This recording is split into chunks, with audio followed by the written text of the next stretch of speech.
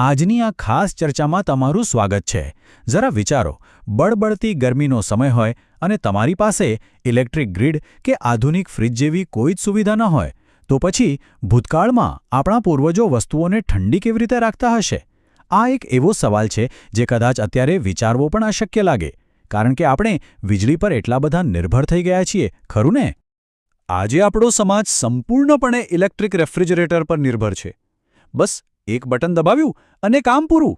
પણ તમને જાણીને ખરેખર આશ્ચર્ય થશે કે હજારો વર્ષો સુધી મહાન પ્રાચીન સંસ્કૃતિઓએ કોઈપણ જાતની વીજળી વિના જ પોતાનો ખોરાક એકદમ તાજો અને પીણા બરફ જેવા ઠંડા રાખ્યા હતા. આ કોઈ જાદુ નહોતો, પણ પ્રકૃતિ અને વિજ્ઞાનનો એક અદ્ભુત સમન્વય હતો. તો ચાલો આજના આ સેશનમાં આપણે ઠંડક પાછળના વિજ્ઞાનને સમજવા એક ઐતિહાસિક સફર પર નીકળીએ. આપણે જોઈશું કે ફ્રિજની શોધ પહેલાં લોકો કેવી રીતે જીવતા, બાષ્પીભવનનો કુદરતી જાદુ શું છે અને જમીન તેમજ બરફનો સ્માર્ટ ઉપયોગ કેવી રીતે થતો. સાથે જ પર્શિયાના અદ્ભુત આઈસ હાઉસ અને આપણા ભવિષ્ય માટે આ બધું કેમ જરૂરી છે તેની પણ વાત કરીશું. તો શરૂઆત કરીએ વીજળી વિનાના એ પ્રાચીન યુગથી. આખરી ગરમીમાં કોઈ પણ રીતે ઠંડક મેળવવી એ તો માણસનો મૂળભૂત સ્વભાવ રહ્યો છે. તમને થશે કે આરામદાયક જીવન તો આધુનિક ઉપકરણો આવ્યા પછી જ શરૂ થયું, પણ ના, તેનો ઇતિહાસ ઘણો જ પ્રાચીન અને સમૃદ્ધ છે. હજારો વર્ષોથી મનુષ્યોએ પોતાની દુનિયાને ઠંડી કરવા માટે કોઈ કોમ્પ્રેસરનો નહીં, પરંતુ કુદરતી થર્મોડાયનેમિક્સનો ખૂબ જ બુદ્ધિપૂર્વક ઉપયોગ કર્યો છે. ગરમીથી બચવાની આ જરૂરિયાત માનવ ઇતિહાસ જેટલી જ જૂની છે. હવે પ્રાચીન રોમન સામ્રાજ્યને જ લઈ લો. ત્યાં વ્યવહારુ વિજ્ઞાન અને વૈભવનું કેવું ગજબનું મિશ્રણ હતું.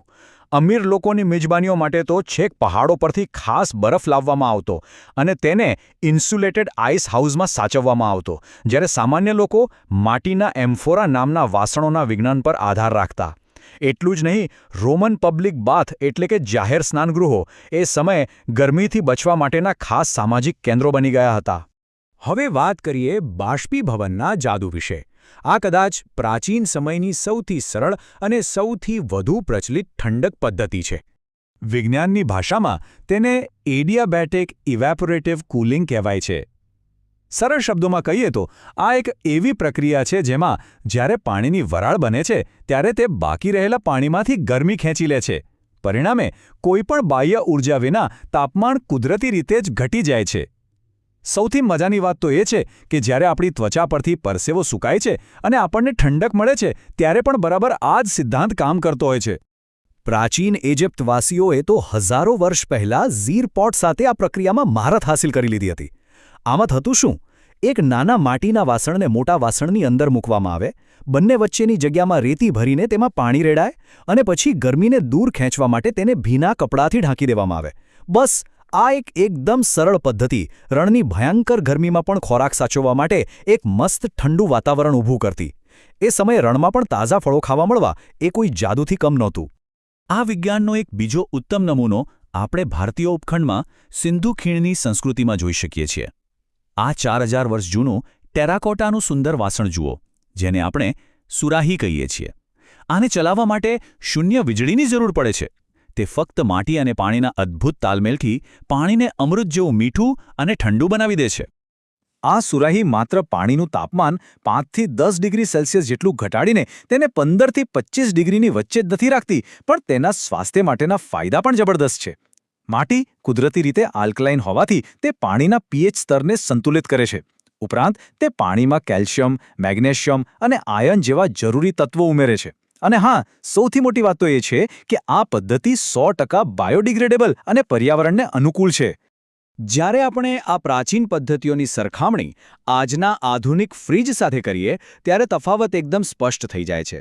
સુરાહી કોઈપણ ઊર્જા વાપર્યા વિના કુદરતી રીતે પાણીને ખનિજોથી ભરપૂર બનાવે છે, જ્યારે બીજી બાજુ આપણું આધુનિક ફ્રિજ ઇલેક્ટ્રિક કોમ્પ્રેસર વાપરે છે, પુષ્કળ વીજળી ખાય છે અને તેમાં પર્યાવરણને નુકસાન કરતા કેમિકલ્સનો ઉપયોગ થાય છે. આ સરખામણી ખરેખર આપણને વિચારતા કરી દે તેવી છે, ખરું ને? આગળ વધીએ અને જોઈએ કે પ્રાચીન લોકોએ ઠંડક જાળવી રાખવા માટે ખુદ પૃથ્વીનો એટલે કે આપણી જમીનનો જ કેવી રીતે ઉપયોગ કર્યો હતો.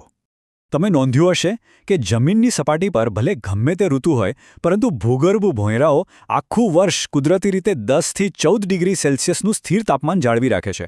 બહારની આબોહવા સામે કુદરતી ઇન્સ્યુલેટર તરીકે જમીનની ઊંડાઈનો ઉપયોગ કરીને આપણા પૂર્વજોએ ખોરાક બગાડનારા બેક્ટેરિયાને વધતા રોકવામાં મોટી સફળતા મેળવી હતી. આમાં ઇન્સ્યુલેશનની ભૂમિકા બહુ સ્માર્ટ હતી. તેઓ શિયાળામાં થીજી ગયેલા તળાવોમાંથી બરફ કાઢીને આ ભૂગર્ભ ભોંયરાઓમાં ભેગો કરતા.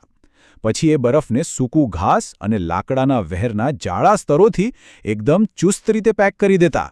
આનાથી થતું એવું કે હવા અંદર ફસાઈ જતી અને ગરમીની અસર ન થતી.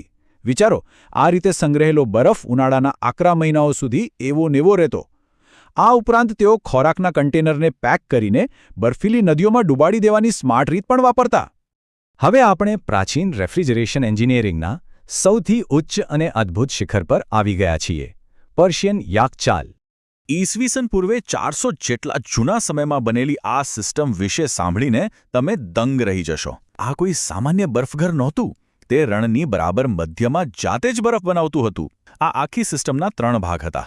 સોલર ચિમની ઇફેક્ટવાળો એક ઊંચો ગુંબજ, સૂર્યના તાપને રોકવા માટે 15 મીટર ઊંચી વિશાળ છાયા દિવાલો અને રણની રાતની ઠંડકનો ઉપયોગ કરતી છીછરી બરફની ચેનલો. રણની વચ્ચે બરફ બનાવવો એ કોઈ નાનીસૂની વાત નથી. ઠંડક જળવાઈ રહે તે માટે પાયાની દિવાલો 2 મીટર જેટલી જાડી બનાવવામાં આવતી અને આના નિર્માણમાં સરૂજ નામના એક અનોખા મિશ્રણનો ઉપયોગ થતો. તમને નવાઈ લાગશે, પણ આ મિશ્રણ રેતી, માટી, ચૂનો, રાખ અને તેની સાથે ઈંડાની સફેદી અને બકરીના વાળ ભેળવીને બનાવવામાં આવતું. આજના આધુનિક સિમેન્ટને પણ ટક્કર મારે તેવું આ મિશ્રણ હજારો વર્ષો સુધી અડીખમ ઊભું રહ્યું છે. 5000 ઘન મીટર. આ માત્ર કોઈ આંકડો નથી. યાકચાલની નીચે આવેલા ભૂગર્ભ સંગ્રહસ્થાનની આ વિશાળ કેપેસિટી છે. આટલી મોટી જગ્યાને ઠંડી રાખવા માટે તેને કનાત નામની ભૂગર્ભ જળ નહેરો સાથે જોડવામાં આવતી, જેથી સતત ઠંડી હવા મળતી રહે. આ બતાવે છે કે પ્રાચીન પર્શિયનો એન્જિનિયરિંગમાં કેટલા આગળ હતા. આમાં સૌથી ગજબની વાત એ છે કે પર્શિયન એન્જિનિયરોએ રણના સૂકા વાતાવરણનો પૂરેપૂરો ફાયદો ઉઠાવ્યો. હવામાં ભેજ નહિવત હોવાથી આઈસ પૂલ રાત્રે રણની ઠંડક અને રેડિયેટિવ કુલિંગનો ઉપયોગ કરીને ગરમીને સીધી ખુલ્લા આકાશમાં ફેંકી દેતા, જેનાથી પાણી આપમેળે બરફમાં ફેરવાઈ જતું અને સવાર પડતા જ આ બરફને ભેગો કરી લેવાતો. ખરેખર કમાલ છે ને? તો ચાલો હવે આપણા અંતિમ વિભાગ તરફ આગળ વધીએ અને જોઈએ કે આ ઐતિહાસિક જ્ઞાન આજના સમયમાં આપણને કેવી રીતે કામ લાગી શકે છે. આપણે એ વાત તો માનવી જ રહી કે યાંત્રિક રેફ્રિજરેશને દુનિયાને બદલી નાખી છે, પરંતુ વીજળી પરની આટલી બધી નિર્ભરતાને કારણે લાઇટ બિલ વધે છે, પાવર કટનો ડર રહે છે અને કેમિકલ્સને લીધે પર્યાવરણ બગડે છે. બીજી બાજુ પ્રાચીન ભૌતિકશાસ્ત્ર શૂન્ય વીજળી અને કુદરતી વસ્તુઓ પર આધારિત હતું, જે તે સ્થાનિક આબોહવા માટે એકદમ પરફેક્ટ હતું.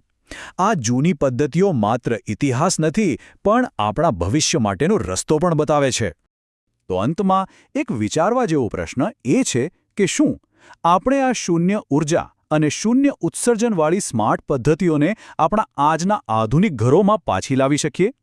જ્યારે આપણે એક ટકાઉ ભવિષ્ય તરફ આગળ વધી રહ્યા છીએ, ત્યારે કદાચ ઠંડકની દુનિયામાં નવીનતાઓ શોધવા માટે આપણે આગળ જોવાને બદલે થોડું પાછળ વળીને આપણા પૂર્વજોના આ અદ્ભુત વિજ્ઞાનમાંથી શીખવાની જરૂર છે. આ બાબતે તમારું શું માનવું છે?